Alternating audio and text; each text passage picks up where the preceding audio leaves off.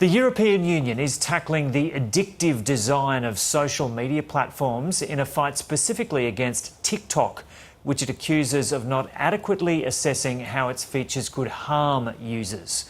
Deutsche Welle correspondent Thomas Sparrow joins us now from Berlin. Thomas, g'day. So what exactly is the European Union planning to do to make platforms like TikTok change the features, and how has TikTok reacted?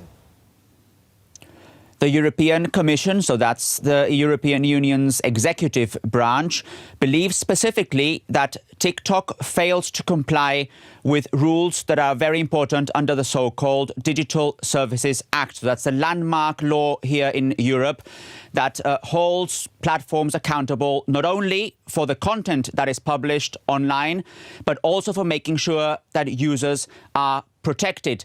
And what the European Commission specifically believes is that TikTok failed to look at those issues, specifically when it comes to what it described as the so-called addictive algorithm or addictive pattern that you can see on platforms like TikTok. What the European Commission specifically means by this addictive design is issues like push notifications, like making sure that people stay on the platform and engage with the platform as much as possible with these personalized recommendations. So several elements that are part of that addictive design, according to the European Commission.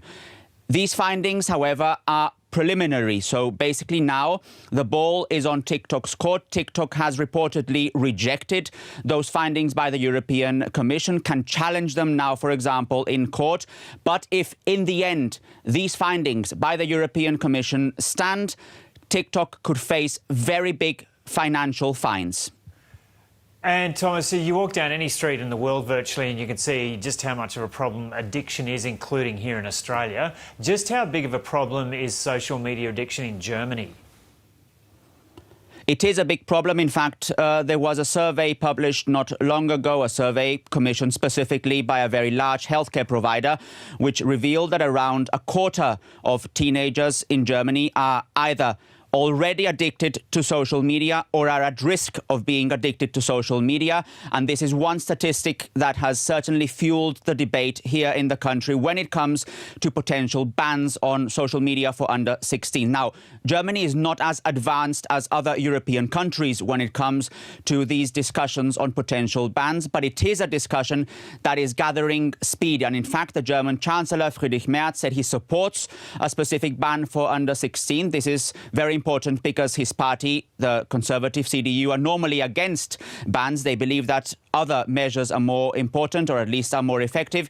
But the Chancellor supports this, and there are different parties also in the German parliament that are looking specifically into what that kind of ban could look like. For example, the Social Democrats that are part of the governing coalition have said that one potential element of that ban could be to link the use of social media to a so-called digital wallet, which includes a verified ID by that person to make sure that under 16s do not use it. However, this is something that will probably be decided in a few months' time. So in the summer or even in the autumn here in Germany, there's an expert commission that is now working closely on what that ban could look like, and the findings are expected in around 6 months.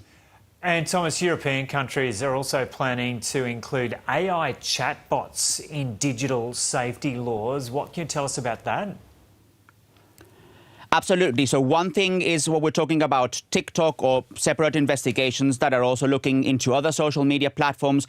But an additional focus is on so-called AI chatbots. So ChatGPT, Perplexity, Copilot, Gemini, Grok, etc., that are obviously used more and more, not only here in Europe, but around the world, and what kind of effect they can have on the well-being of users, specifically in Europe. There are a couple of investigations underway, one specifically in Ireland against Grok. So Grok is the AI chatbot that is linked to X, the platform owned by Elon Musk, and specifically Grok was under fire for publishing a large amount of so-called deepfakes, specifically sexualized deepfakes. And now this probe in Ireland is going to look at basically what Grok did wrong and whether it breached any data protection laws in Europe. Why Ireland? Because the headquarters of X in Europe are in Ireland.